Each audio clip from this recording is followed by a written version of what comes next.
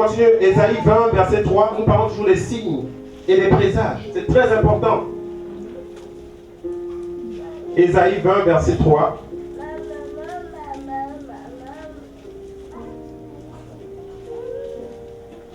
Je vais lire la parole de Dieu. Ésaïe 20, verset 3, la Bible dit, puis Yahweh dit, de même que mon serviteur Ésaïe marche nu et déchaussé, ce qui sera dans 3 ans un signe et un prodige contre l'Égypte et contre l'Éthiopie. Donc à chaque fois, Dieu va toujours créer des circonstances, des temps qui seront comme des signes, qui seront comme des présages. Voilà pourquoi la parole de Dieu confiée à Israël représente la lune et les étoiles, pour servir de signe et de présage. Un autre passage encore. Cette fois-ci dans le livre d'Ésaïe 7 toujours, au verset 11 à 14.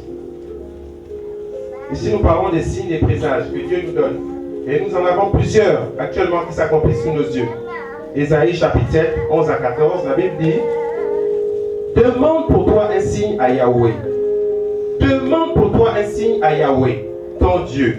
Demande-le, soit dans les bas lieux, soit dans les lieux élevés. Akaz répondit, je ne demanderai rien et je ne tenterai point du Yahweh.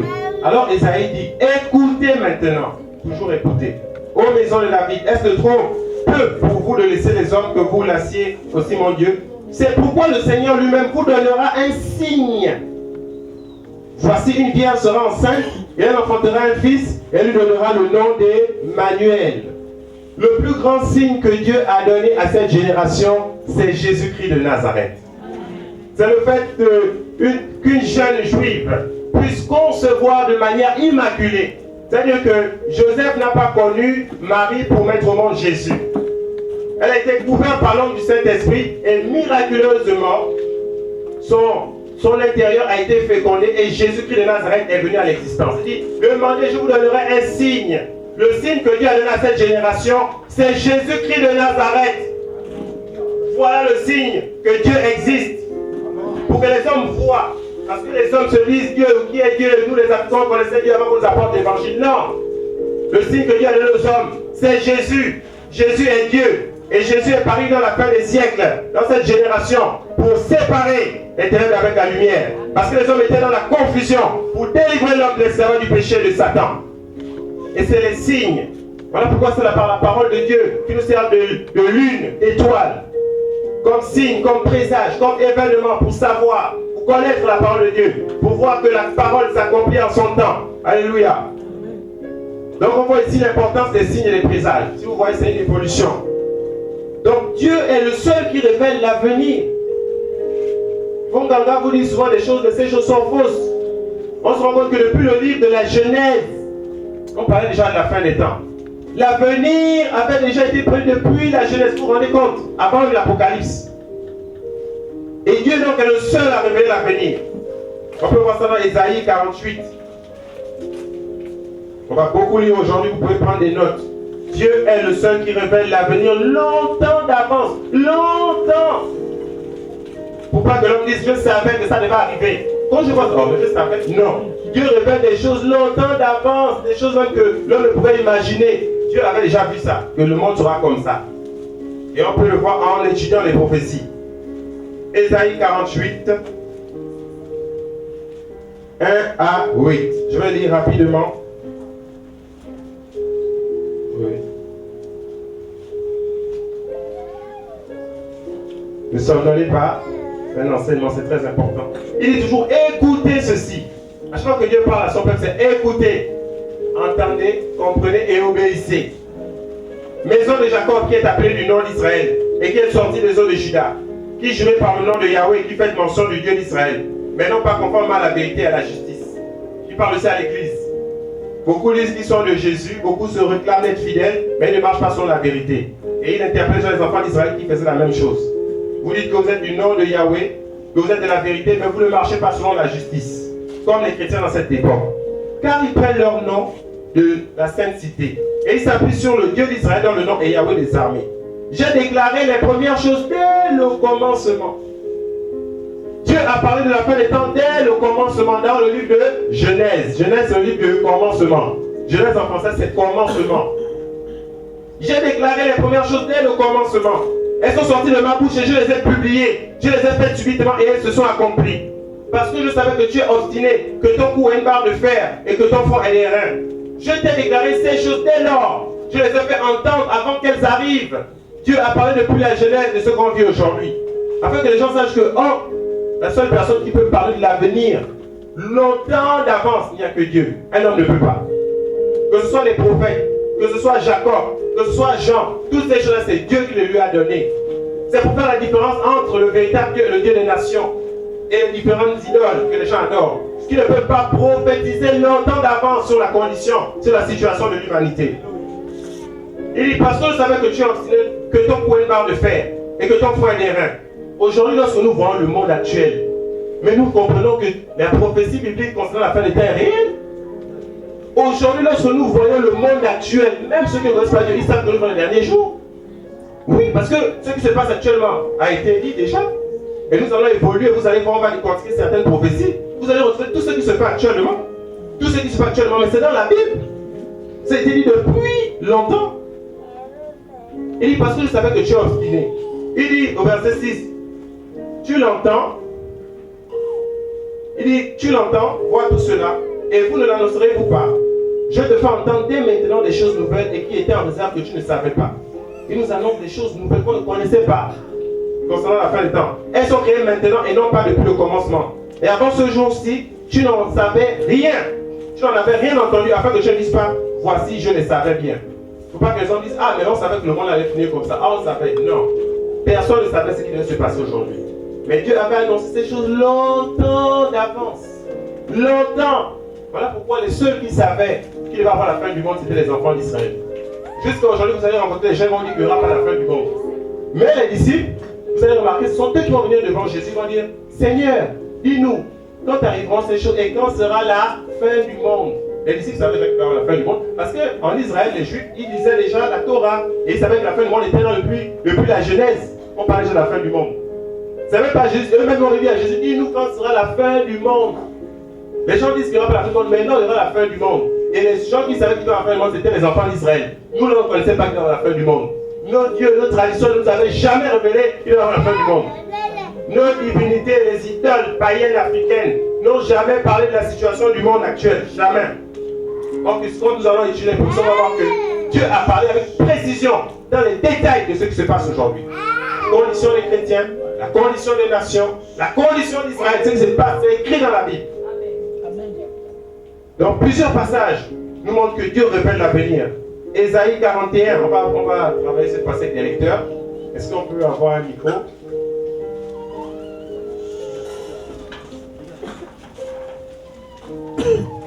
Ésaïe 41, verset 21.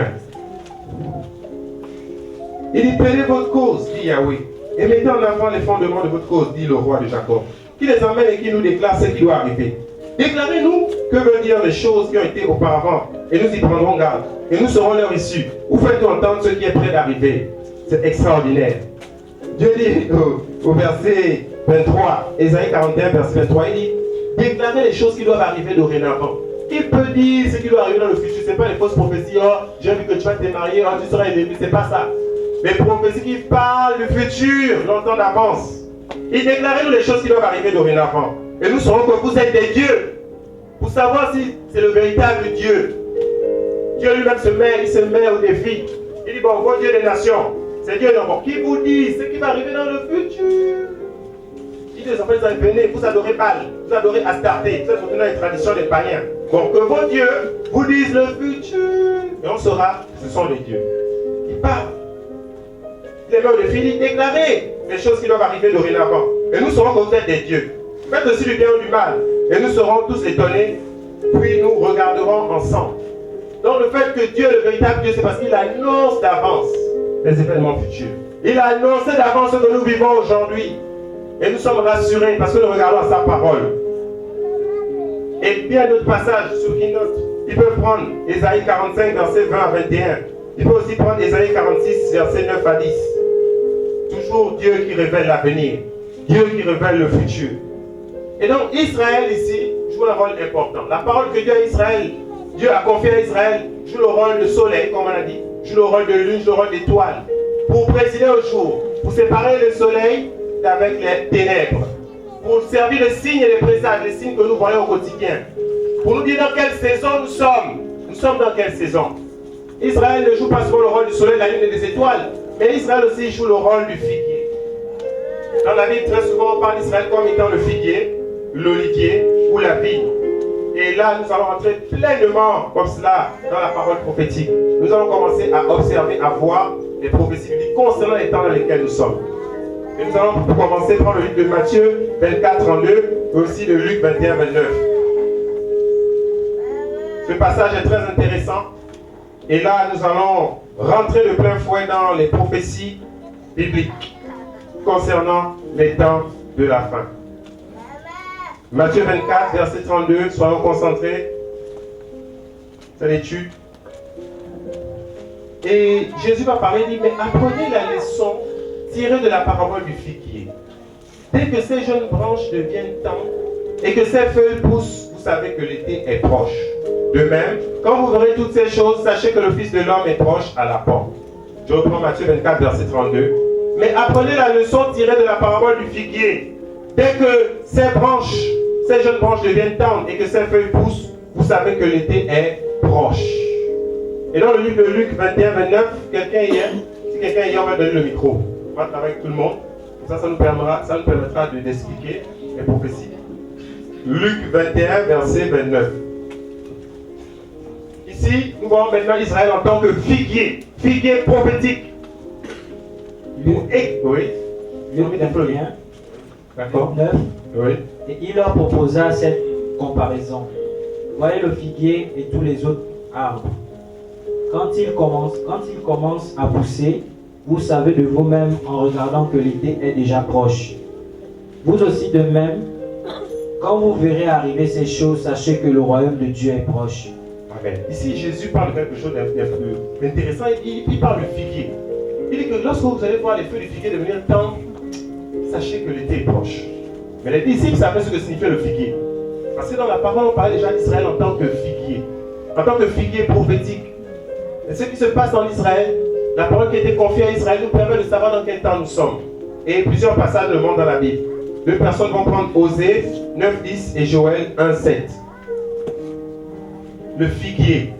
Israël non seulement sert de soleil, de lune et des étoiles, mais aussi de figuier. Et lorsque les feuilles du figuier deviennent tendres, on commence à comprendre que l'été est proche. Si quelqu'un a Osée 9, verset 10, il lise.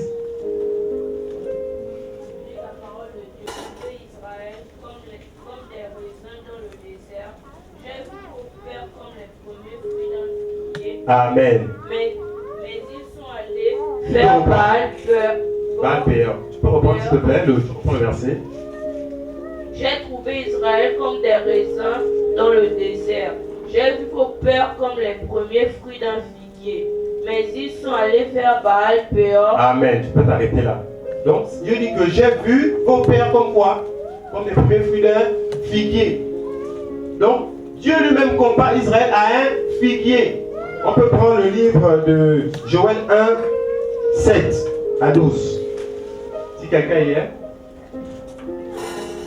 Joël 1, 7 à 12.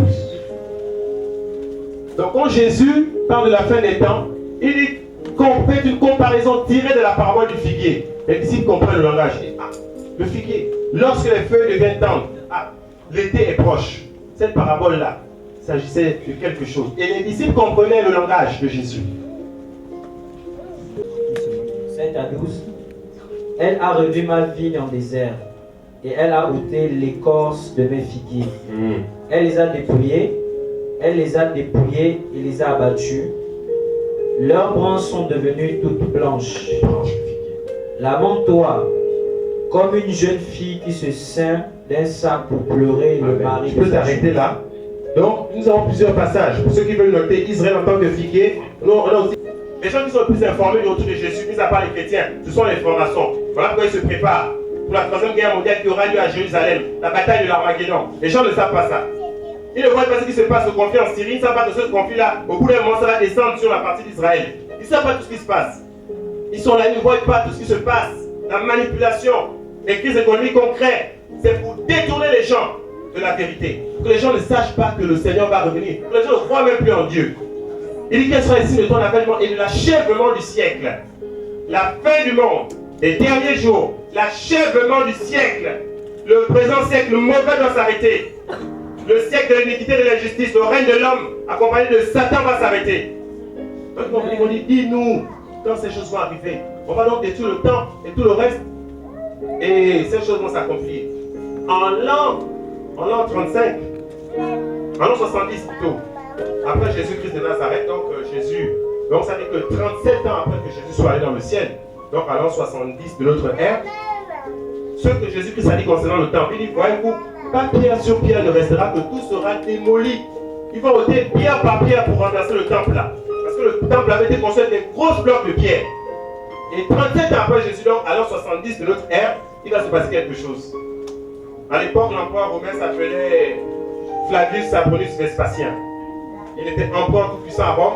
Et son fils qui s'appelait Flavius Titus Vespasien, donc le général Titus, il va dire à son fils, écoute Titus, il y a une rébellion qui a éclaté en Israël. Il faut aller me mater cette rébellion-là. Donc en l'an 70, Titus va venir, le général romain, le fils de l'empereur Flavius Sabronius Vespasien. Titus Vespasien va venir avec les troupes armées et ils vont arriver à Jérusalem parce qu'il y avait une rébellion. Et ils vont cercler, ils vont assiéger Jérusalem. Les soldats vont essayer de tenir pendant un moment. Ils vont couper la ville de Jérusalem en eau et en vide. Ce qui fait que les soldats vont s'affaiblir. Et finalement, ils vont réussir à rentrer et ils vont détruire le tranchant de l'épée des enfants d'Israël. Et quand ils vont arriver devant le temple, plus que le temple brillait à cause des pierres précieuses, plus que sur le temple il y avait de l'or, qu'est-ce qu'ils vont faire avec des charrettes et les soldats romains, on appelait les légionnaires romains qui étaient des gens forts? Ils vont tirer pierre par pierre parce qu'ils ont d'abord mis le feu dans le temple et ensuite ils vont tirer pierre par pierre parce qu'ils voulaient récupérer l'or qui était sur les parois du temple. Donc ils vont tirer pierre par pierre. Même quand Jésus a prophétisé, il a dit, voyez-vous ce temple, pas pierre sur pierre ne restera, que tout cela sera démoli. Et ça s'accomplit en l'an 70. Les soldats vont venir, ils vont mettre le feu au temple. Et donc avec le feu, l'or va souhaiter comme ça. L'or, les pierres que ceux vont sauter, ils vont dire non, il faut qu'on récupère cet or. Ils vont aller prendre les charrettes, ils vont tirer les grosses blocs de pierre et qu'on avait construit dans le Jérusalem. Ils vont tirer, et ils vont démolir le temple. Et quand les Juifs vont penser, ils vont dire, oh, Yoshua Mashiach avait parlé de cela il y a déjà 70. Il y a déjà 37 ans. L'une des premières prophéties va s'accomplir. Ils vont voir ces choses. Alors 70. Voilà pourquoi on vous dit Yoshua Mashiach aux Juifs qui ne croient pas en Dieu, en Jésus. Ils crachent par terre. Parce qu'ils savent que depuis tout ce que Jésus a dit là sur Israël s'est accompli. Et ça s'accomplit vraiment à la limite près. Donc l'une des premières prophéties va s'accomplir. Il concerne le temple, il dit, voyez-vous, pas pierre sur pierre, il restera, que tout cela sera démoli. Ça s'accomplit en 70. Au verset 4, il répondit, il leur dit, prenez garde que personne ne vous séduise. Ah, là, c'est tout un enseignement. La séduction. Planao. Esaïe avait dit, malheur à celui qui appelle le mal le bien et le bien le mal. La séduction, c'est faire passer le mal pour le bien. C'est amener les disciples du Seigneur à quitter leur position de justice pour une position d'iniquité. Et aujourd'hui, les messages qu'on vous prêche vous amènent où? La vie chrétienne que vous menez vous amène où? Ce qui se passe dans le monde amène les gens où? Légalisation de l'avortement, légalisation de l'homosexualité, ça amène les gens où?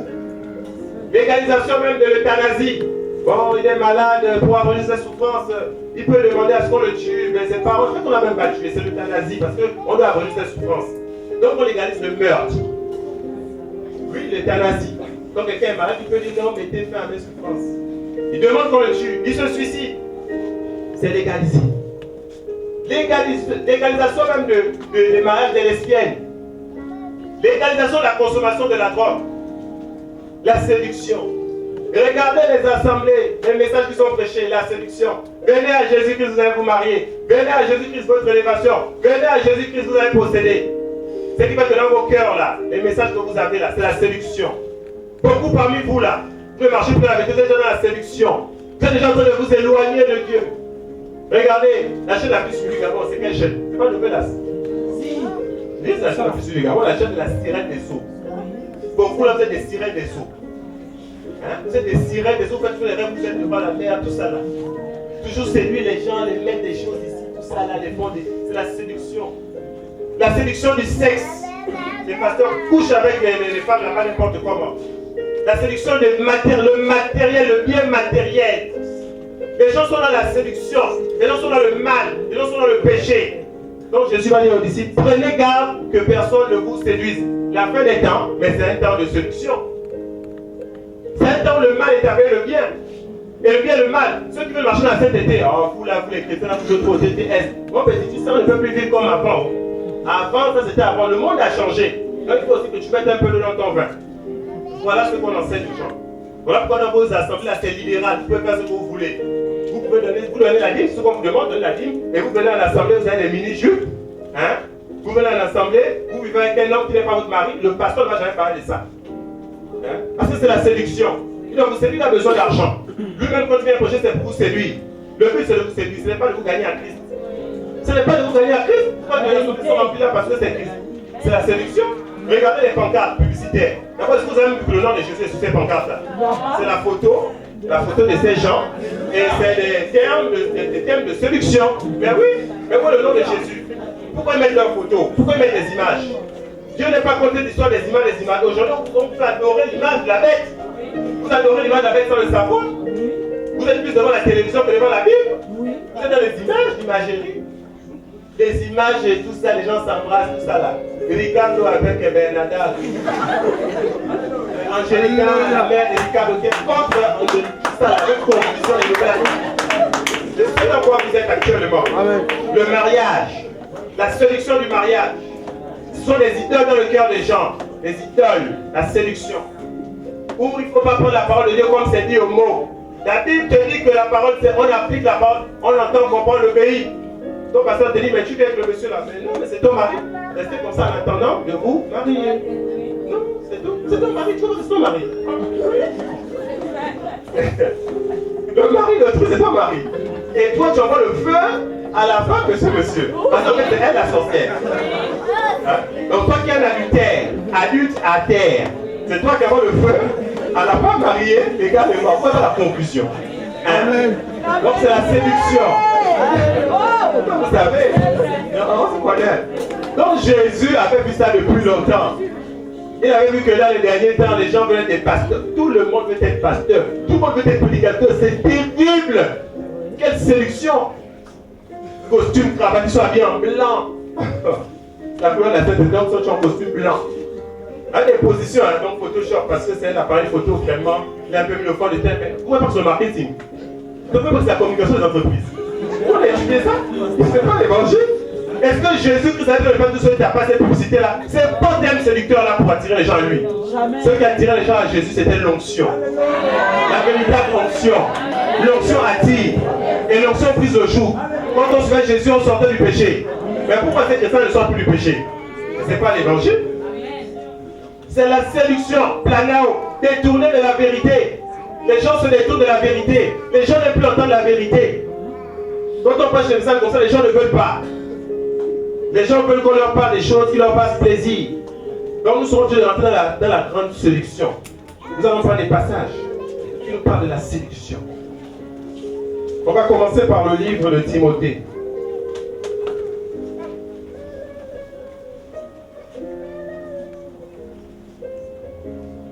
La séduction du péché.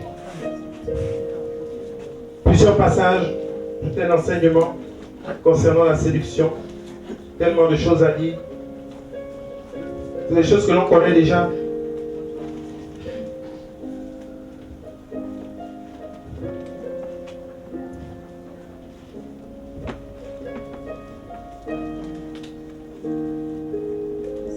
Donc ici, 2 Timothée 3, c'est Paul qui parle. Vous voyez, Paul était rempli du Saint-Esprit.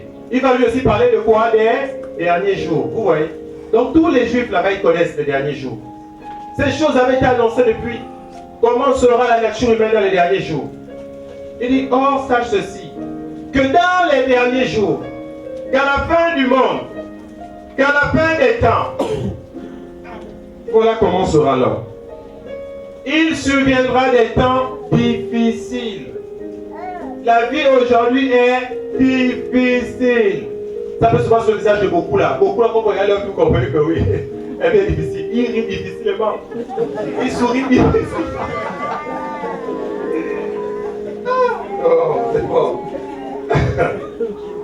La soeur vient tous les jours, la mine est comme ça. Ma soeur, qu'est-ce qu'il y a? Non, parce que je n'ai pas marié. Mais la joie du Saint-Esprit est où?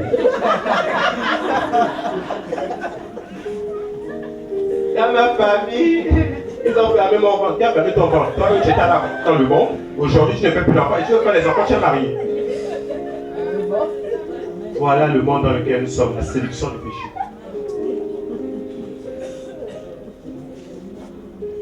Il dit, on sache aussi ceci, que dans les derniers jours, il surviendra des temps difficiles. Pourquoi la vie est difficile sur la terre? Pourquoi la vie est difficile au Gabon? Pourquoi on coupe l'eau ici et là, il n'y a plus le boulot, les sociétés ferment? Et c'est à cause des hommes. Les hommes sont méchants avec Lucifer. Ils ont que Satan se dans la franc-maçonnerie, ils boivent le sang humain. Hein? Quand la franc-maçon arrive chez vous, c'est pas vous les faites asseoir. Quand quelqu'un est arrivé, quand ce n'est pas c'est leur fille. Ma fille, le morceau de pain que je te donne ici, le monsieur que tu amènes là, il va te donner un long pain. Il va te donner un long pain. Voilà pourquoi la vie est devenue compliquée. C'est la prostitution, c'est la sorcellerie. Beaucoup de mes amis, des jeunes avec qui on était à l'aise, sont francs-maçons aux églises. Homosexuels la nuit, bien que mariés le jour à l'état civil, ayant fait la dot. Et vous les respectez? Il y a un qui est venu là derrière moi, il a plus une soeur. On était ensemble. Il est venu. Il a séduit. Il a trouvé un peu le job. Je ne dis pas de l'information, je ne sais pas. Aujourd'hui, elle est enceinte, elle va se marier avec lui. Certains vont essayer de la voir, elle envoie des messages menaçants. Lui-même, il envoie des messages menaçants. Elle a commencé à m'envoyer des messages. C'est ça? Parce que dans son cœur, il y avait quoi? Au mariage. C'est tout. Il abandonne la foi. On va dire que c'est lui le méchant. Il est certes méchant, mais elle-même aussi elle avait un problème. Donc voilà. Et beaucoup sont en train d'abandonner la foi dans les coulisses. Vous êtes là. Beaucoup, plus la foi. Quand on va venir te dire que non, tu sais la parole, oh non, les choses sont toujours comme ça. Non, on vous laisse. Faites ce que vous voulez, mais si on découvre que vous êtes dans le péché, ici on va se vous chasser. Donc, il peut dire que les temps vont devenir difficiles. Mais pourquoi les temps deviennent difficiles? C'est à cause du péché. C'est à cause de la séduction du péché. Les gens préfèrent plus le péché que la parole de Dieu.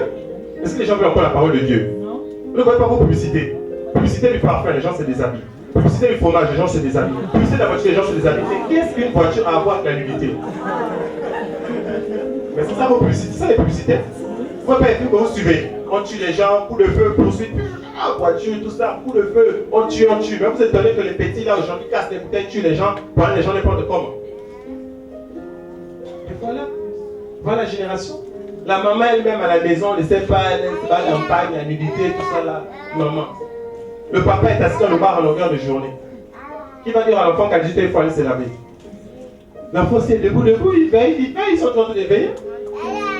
Après ça fume le champ. Après ça prend des comprimés là. Les comprimés l'école sont les fous. C'est que maintenant ils prennent ça. Et ils vont devenir comment? Le comprimé est censé sortir le fou. Lui il n'est pas fou, il prend ça. Qu'est-ce qu'il va devenir? Ça c'est un état qu'on ne connaît même pas.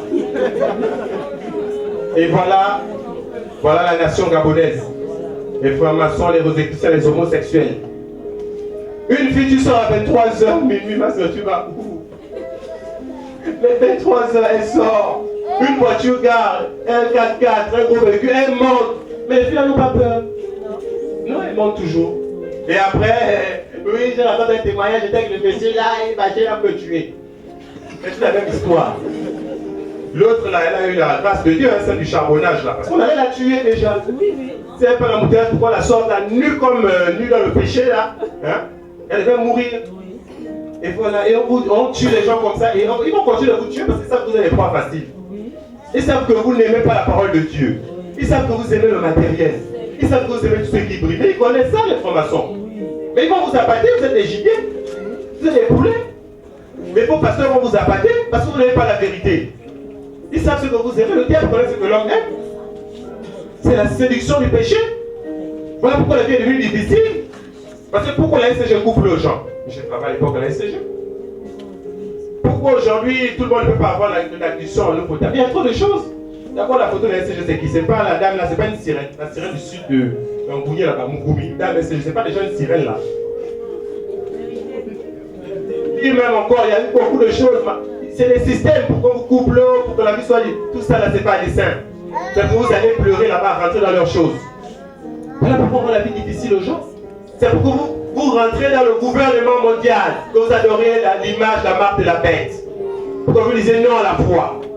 Pourquoi vous refusiez, que vous rejetiez Dieu? C'est ce qui est en train de se mettre en place. Regardez l'éducation au Gabon. Il y a encore l'école au Gabon. Les petits garçons portent des pantalons serrés. Non, il y a la façon dont leurs pantalons, comme ils disent, slimés. Les jeunes filles, les jupes sont ici. Ils sont amis avec les professeurs, ils boivent ensemble dans les bars. Le taux de chèque au bar aujourd'hui, cette année était de 80%. Mais quand l'éducation est dans cet état, laissez 5 ans et même là déjà, beaucoup sont des abrutis. Beaucoup sont abrutis. J'ai vu des jeunes parler, je n'ai même rien compris à ce qu'ils disaient. Le way, le was, le was, le way. Ça veut dire que toute une conversation, c'était les deux mots qui revenaient. Le was, le way, le way. Ils ne parlent même plus français. Je suis abruti.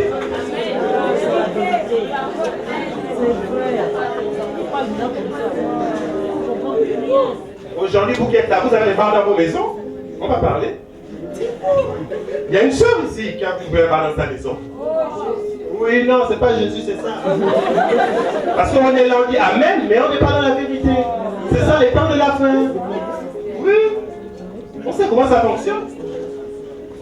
Les gens ne veulent plus. Et Paul va dire, il avait vu, il était rempli d'esprit, car les hommes seront idolâtres d'eux-mêmes. Actuellement, une femme peut te faire 45 minutes devant le miroir.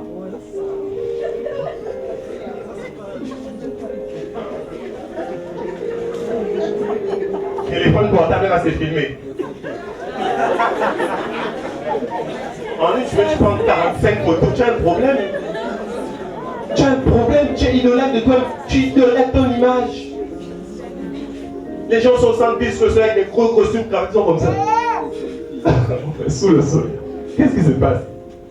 Oui, je suis un jeune cadre dynamique, nous travaillons sur l'établissement. Non, c'est incroyable ce qui se passe au Gabon. Les gens sont comiques. Les gens sont matérialistes, complexés. Le complexe. Parce que tu n'as pas, tu es complexé. Mon père là, on n'en veut plus, mon père là. Donc maintenant, il y a le mélange des tubes, le mélange des crèmes. Hydrogène, HT7, Mécao. Donc quand tu mélanges tout ça, Hydrota, tu mets médecine basanée. Répentez-vous. Répentez-vous, ça ne sert plus à rien. Ce sont les derniers jours. En 2007, j'avais vu ta photo en 2007. Mais aujourd'hui en 2017. Mais c'est pas toi. C'est pas toi. Après, il faut que tu es dans le faux, il faut que tu reviennes à ton état initial. Oui.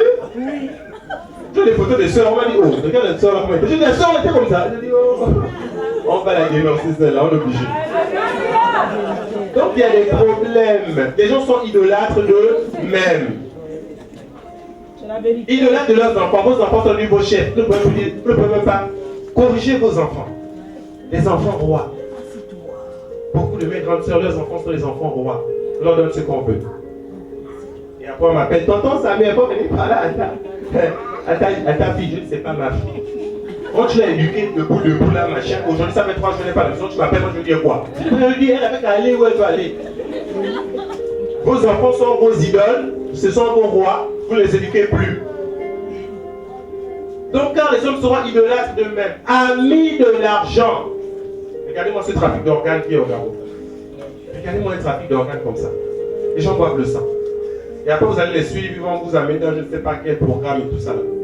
Les gens boivent le sang, si vous ne savez pas ça. La chair humaine. Et c'est un nouveau trafic aussi d'organes, parce qu'il y a aussi une partie d'organes qui est vendue à l'international. Ceux qui ne savent pas. Amis de l'argent. Le matérialisme, mammon, mot d'origine arabienne qui signifie richesse.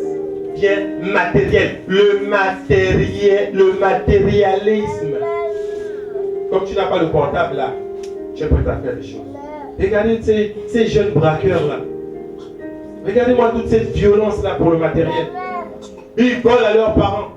Regardez-moi ces parents-là qui détournent de l'argent. Ici et là, qui font des belles factures. Le matérialisme. Tu arrives, tu commences à regarder l'autre de haut en bas. Il y a des gens qui sont toujours là sur l'aspect apparent, l'ostentatoire. Les apparences. Au Gabon, sur le culte de la personnalité, c'est toujours les apparences. Le Gabonais est beaucoup porté sur l'apparence. Mais les mots africains se moquent de vous. Tu es en costume cravate, tu n'as même pas 10 000 francs dans ta poche. Le West africain passe en bas bouche, mais il a beaucoup d'argent, il travaille. Toi, tu ne travailles pas. Tu es dans la confusion. Le matérialisme, les apparences. Les gens sont toujours dans les apparences. À chaque fois, il y en a qui demandent là, mais où est le pasteur? Parce qu'on veut toujours voir un pasteur avec une tenue comme ça, une grosse cravate, quand il vient la rue comme ça. Ça veut dire qu'il y a une démarche, on ne sait même pas. Il marche comme ça, et tout un cinéma, les apparences toujours. Même votre vie en Christ est une vie d'apparence. C'est les apparences. C'est simplement une vie d'apparence. Mais la vérité n'est pas. Donc les gens sont amis de l'argent. C'est l'argent aujourd'hui. Quand les gens n'ont pas d'argent, ils sont tristes. Quand les gens n'ont pas de boulot, ils sont prêts à n'importe quoi. Amis de l'argent. Fanfarons, les gens sont fanfarons. Les gens sont fanfarons. Ils aiment se faire remarquer. Il y a des gens qui peuvent pas arriver quelque part et rester tranquilles. Ils doivent toujours se faire remarquer. Tu peux pas rencontrer des histoires dormir debout, des mensonges. Orgueilleux, voilà un péché. Au Gabon, l'orgueil. L'homme gabonais est orgueilleux. Hein? C'est une bonne chose aujourd'hui que la vie soit difficile au Gabon. Ça a poussé les gens à aller travailler. C'est fini la fonction publique, c'est fini les entreprises. Chacun avait qu'à faire quelque chose de ses mains. Vous ne voyez pas les jeunes Ouest-Africains, elles font les cahiers, elles sont assises en longueur de journée, elles font quelque chose. Nous, tout doit tomber du ciel. Tout doit tomber du ciel. La vie facile. Il faut que je sois intégré ici, il faut que j'ai la voiture de service. Et après, on rentre dans les choses. Les gens sont orgueilleux. Personne n'écoute personne. Les pasteurs sont orgueilleux. Les gens des assemblées sont orgueilleux. Tout le monde connaît. Tout le monde enseigne. Tout le monde veut être chef. La chefferie traditionnelle africaine. Dans les assemblées, comme dans les bureaux, comme dans les familles. Il y a un qui veut tuer le chef. Dans les comment on appelle ça, dans les institutions. C'est la chefferie traditionnelle. Voilà pourquoi quand on nomme quelqu'un pour se respecter, on le fait asseoir. Ils ont calqué ça de la chefferie traditionnelle. C'est la même chose. Par exemple, c'est que les blancs, non. Quand on te fait asseoir comme ça, c'est comme quand on te faisait asseoir à l'époque sur le tipoy et tout ça. Dans le monde, on te fait asseoir, tu es le chef. Dans les assemblées, vos pasteurs veulent dominer sur tout le monde. Ils sont tous les chefs. Parfois, vous allez même vous mettre à genoux devant eux. Or, Jésus a dit qu'il ne soit pas de même parmi vous. Que celui qui veut être le plus grand, qu'il soit l'esclave de tous. Jésus même pas allé laver les pieds de ses disciples. On avait du mal à savoir qui était le maître des disciples. Lorsque Jésus était avec les disciples, à tel point que Jésus a dit non. Celui à qui je vais faire le baiser, c'est lui le maître. Parce que quand tu voyais Jésus avec les disciples, tu ne savais pas qu'il était le maître. Tellement il était fondu dans la masse, tellement il était humble. Tu ne pouvais pas savoir que c'était lui leur maître. Donc tu disais, mais là ils sont tous pareils, c'est tous des personnes insignifiantes, des gens vraiment, voilà, des gens du bas peuple. Comment faire pour savoir quel est le maître? Jésus a dit non, celui à qui je vais le baiser, c'est lui là. Mais quand tu vas dans l'assemblée, tu sais déjà qui est le pasteur. Parce que ce sont deux chaises qui sont devant. Vous êtes des chaises en plastique, eux ils sont les chaises de bouffins là. Donc lui est maman pasteur. Parce qu'actuellement, quand quelqu'un est pasteur, sa femme aussi est pasteur. Donc elle, c'est maman pasteur. C'est elle qui fait les réunions des femmes. Et c'est une jeune fille, elle est même plus jeune que vous. Mais vous, les mamans, vous les appelez maman. Comment tu appelles ta fille maman? Confusion. Ce sont eux les chefs, vous leur servez à boire, machin. Et après vous lui donnez, vous serez bénis, prenez les versets pour vous escroquer. Vous aimez ça? Parce que quand vous donnez, hein, voilà, c'est un peu comme Shonganga, on donne et puis on va recevoir. Mais vous ne voulez pas marcher selon la parole de Dieu. Donc les gens sont amis de l'argent, ils sont orgueilleux, blasphémateurs. La vie que les chrétiens mènent, c'est le blasphème. Rebelles à leurs parents. Beaucoup veulent prêcher ici, mais ils ont les problèmes dans leur famille. Beaucoup sont ici, ils ont les problèmes de manque de pardon dans leur famille. Beaucoup ont le manque de pardon. On va toujours revenir là-dessus. Le manque de pardon. Si tu ne pardonnes pas, tu peux pas aller au ciel. Dieu ne peut pas te pardonner. Vous ne savez pas que le fait de retenir les gens dans vos cœurs, là, ça crée des maladies psychosomatiques, l'hypertension, tout. Oui, quand tu as tellement d'amertume là, tu penses tellement là, tu as une colère, une haine au-dedans de toi. Ça défend même le visage, l'aspect du visage. Oui, parce que tu ne libères pas le pardon. Jésus a pardonné, il dit pardonne-les, Père, car ils ne savent pas ce qu'ils font. Joseph dans la Bible, on voit cette histoire. C'était un jeune homme qui a été vendu par ses propres frères, même père, même mère. Ses propres frères du sang. Mais la Bible nous enseigne que lorsque Joseph sera élevé comme prince en Égypte, il aura un enfant. Son premier fils, il va l'appeler Manassé. Manassé signifie en hébreu Ménaché. Dieu m'a fait oublier la peine que j'ai connue dans la maison de mon père. Dieu m'a fait pardonner à mes frères. Dieu m'a fait oublier la peine que j'ai connue dans la maison de mon père. Ménaché, Manassé. Le nom qu'elle donne à son premier fils. Parce que Dieu lui a donné de pardonner ses frères qu'il avait vendus comme esclaves, qui voulaient même le tuer. Mais nous, pour peu qu'on fasse quelque chose, ah, dans l'assemblée, il n'y a pas l'amour, la main dans le frère, ça m'a parlé, moi je parle, il n'y a pas l'amour. Il n'y a pas l'amour. Maintenant, aujourd'hui, on voit le feu sorcier, les gens qui ont fait le mal à la famille, je ne te parle pas, tu dis que tu es chrétienne. Vous proclamez la mort des sorciers avec vos pasteurs, je proclame la mort. La grande du retour à la voir là, quand des gens sont là-bas, ils font la main comme ça, regarde. Visualise ton ennemi, visualise. Je visualise mon ennemi, l'ennemi que tu connais là, c'est ton parent. Hein. Donc là, je visualise ma grand-mère. Allez, visualise ton ennemi. Allez, quand il est malade, mon père, le feu. C'est comme ça qu'il prie là-bas. Mais c'est ça, vous savez pas ça. On visualise d'abord l'ennemi. Et l'ennemi, c'est le parent. Donc il y a le manque de pardon dans les cœurs. Le manque de pardon. Pardonnez. Vous voulez prêcher le pardon, mais vous-même vous ne pardonnez pas. On va terminer par ce passage parce qu'il y a tellement de choses à dire. Là, nous commençons à parler de la séduction. Nous allons rentrer aussi demain, nous allons approfondir sur la séduction des assemblées. Nous allons prendre vraiment en particulier, nous allons travailler aussi sur la séduction des assemblées. Comment est l'église dans les derniers temps. Nous allons aussi parler de la séduction dans le monde. Nationateur, rebelle à leurs parents, ingrat et religieux. Sans affection naturelle, sans fidélité, calomniateur, le Congo ça, le sport national. Donc il faut toujours parler de la vie des gens. Oh Marco, je te dis que Marco, je l'adore. Viens t'asseoir. Il commence là sur le voisin, mais c'est grave. Même cette chrétienne, vous pouvez écouter les histoires que de lire la Bible. Intempérant, cruel, haïssant les gens de bien. Les gens qui se mettent à part, qui sont là, maintenant ils ne boivent plus le vin, tout ça. On ne les aime pas. Bon, mes parents me suivent. Quand ils me voient, ils disent, mais non, tu ne connais pas mon petit. Mon petit, non, tu ne te rappelles plus, mais tu t'es d'accord, hein. Donc ils aimaient quand j'étais dans le monde, dans le péché. Ils aimaient bien ça. Et me posaient la question, bon, toi qui dis que Jésus. Donc nous, avant que les missionnaires ne viennent en Afrique, on est devant le diable. Dis un peu, mon petit, on est devant le diable. Ils m'ont posé la question hier. Mais les gens adoraient le diable, les Africains, pourquoi vous adorez quoi? Dans votre tradition, vous adorez le diable, vous étiez dans les ténèbres, dans les ténèbres, pour certains encore aussi. Ceux qui n'ont pas Jésus sont dans les ténèbres. Ceux qui n'ont pas la parole de Dieu sont dans les ténèbres. Pour la parole de Dieu, c'est le soleil, c'est le jour, c'est pour éclairer, c'est pour séparer du péché. C'est la lune, pour savoir les saisons, les signes, les présages de Dieu. Traître, emporté, en peu d'orgueil, ami des voluptés plutôt qu'ami de Dieu. Les gens ont plus le plaisir charnel, la sensualité, le charnel. Voilà pourquoi les gens marchent avec des habits serrés. Les gens marchent même nus. Actuellement, les gens marchent nus. Oui, les gens marchent nus. Même les mamans, une maman avec le collant. Est-ce que je peux aller reprendre une grand-mère qui a un collant? Je ne peux pas, je suis garçon petit-fils. Donc les gens sont dans l'impudicité, le péché sexuel. Voilà le monde dans lequel nous sommes. Et quand vous venez ici mal habillé vos mini-jupes, vos collants vous met le pain, vous fâchez. Donc c'est toute une rééducation, ce n'est pas de votre faute. Parce qu'à la maison, même les mamans aussi marchent comme ça. Avec le pain, tu jettes le pain, comme ça. Habillez-vous, même s'il fait chaud. Vous ne savez pas que c'est une malédiction lorsque l'enfant découvre la nudité de son parent. Vous ne savez pas que Dieu n'aime pas la nudité. La nudité, c'est l'image du péché. Il dit, ami de la volupté plutôt qu'ami de Dieu. Les gens n'aiment plus Dieu.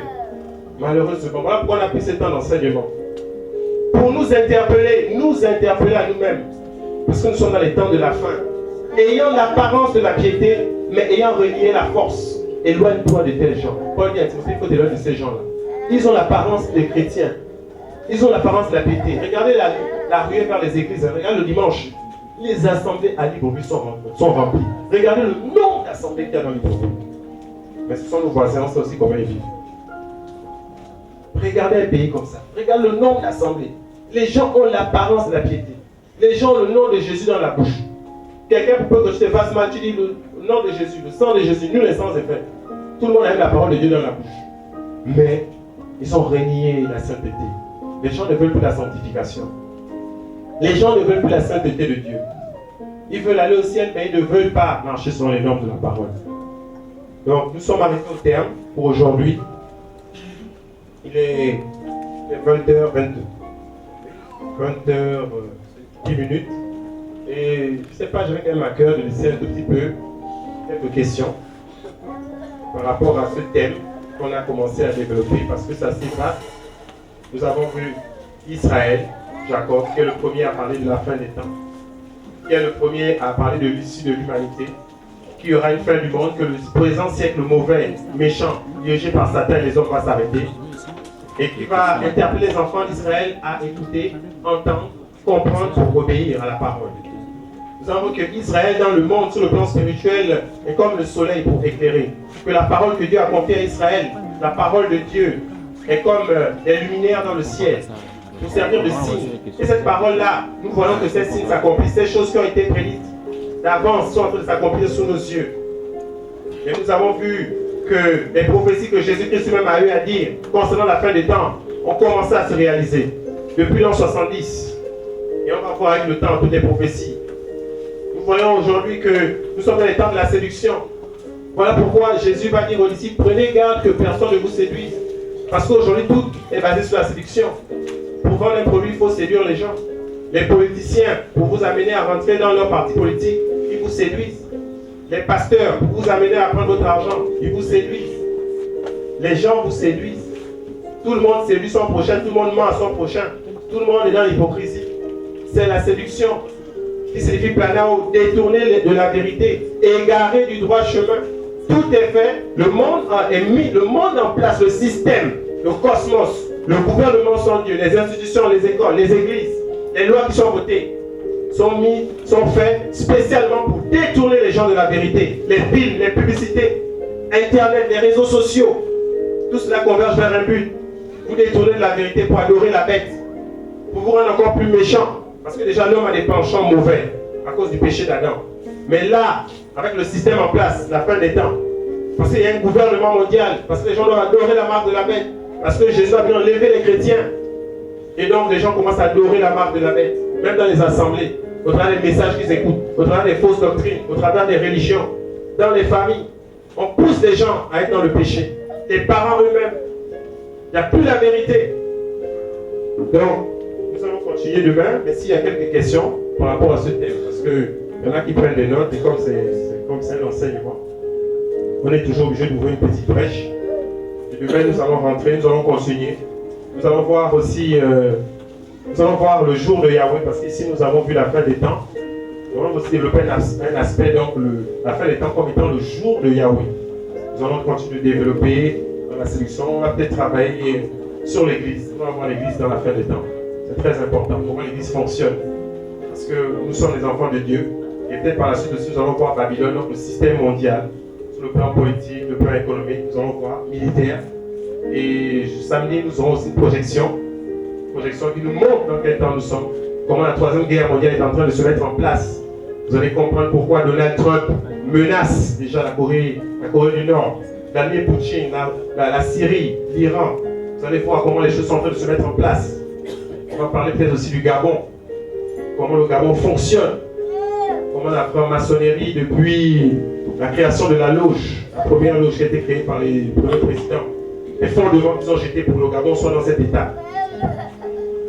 Si même il faut parler même du blason, l'armoirie gabonaise là, où on voit le bateau là, tout ça là, les deux panthères, tout ça là, si on va aussi parler. Parce que tout ça là, les statuettes qu'on vous met ici et là, devant la présidence, les statuettes là, toujours les statuettes des femmes qui allaitent et tout ça, les statuettes bizarres, tout ça là, on va tout dire. Pour préparer les gens, pour que les gens prennent conscience des temps dans lesquels nous sommes.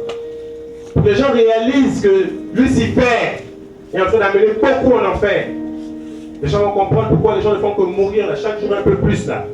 Décès sur décès, décès. Même les femmes pour accoucher, c'est tout un problème. C'est toujours soit l'objet de faire passer au billard, soit c'est des morts-nés, des choses, des fausses couches, presque tout le temps, fausses couches. Les esprits qui travaillent. Les esprits qui travaillent comment? Et par rapport à la vie que les gens mènent. Donc les démons ont la même mise sur les gens. Le peuple gabonais, c'est un peuple qui est en captivité. Captivité jusque dans les assemblées, dans les administrations, dans les institutions, dans les églises. Donc il faut la parole pour séparer, pour délivrer. Il faut que les gens prennent conscience. Ce n'est pas en vous imposant les mains. Ce n'est pas en venant vous séduire. Parce que le salut est personnel. Jésus va revenir. Il faut que les gens se préparent parce que le monde est dans les ténèbres. Et les ténèbres ne font qu'augmenter. Donc s'il y a quelques questions, on va les prendre. Par rapport à ce qui a été dit. Ou peut-être, il n'y en a pas.